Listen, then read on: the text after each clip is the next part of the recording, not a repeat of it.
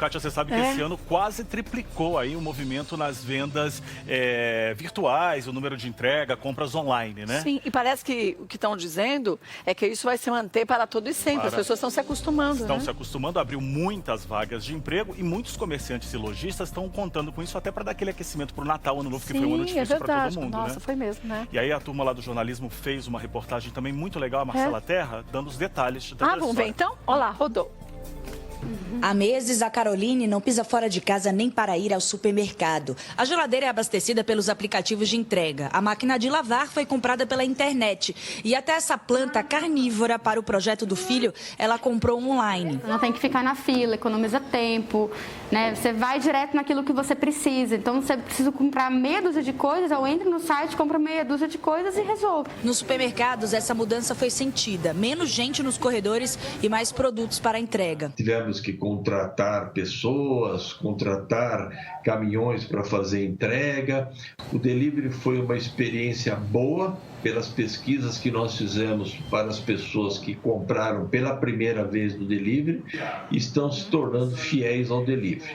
Segundo o Ibope, o mercado online cresceu mais durante a pandemia do que nos últimos 10 anos. Passou de 11% para 31% o número de brasileiros que usam a internet para fazer compras. De acordo com o Serasa, a alta registrada no Brasil foi maior até que em países como os Estados Unidos. A adaptação a este tipo de venda teve que acontecer muito mais rápido. Então, veio para ficar e já modificou os hábitos de consumo da população brasileira. E os americanos já tinham esse hábito de comprar pela internet, né? Só que o brasileiro tinha medo. Sabe aquela coisa de, eu quero sentir, quero comprar uma roupa, eu quero sentir o tecido.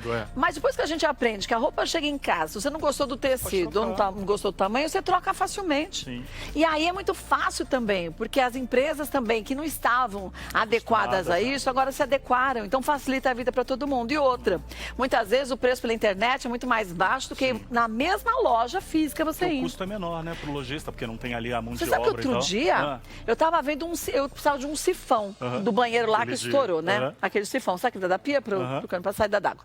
Aí, eu fui lá no site da empresa X, que vende tudo para materiais de construção, e vi lá o tal do sifão da marca Y.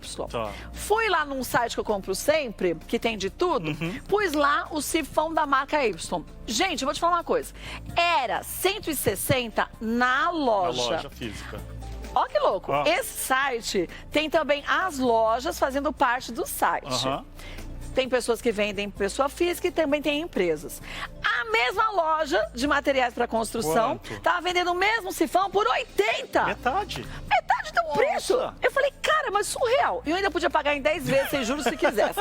Você fala, gente, de 160 para 80, a mesma loja.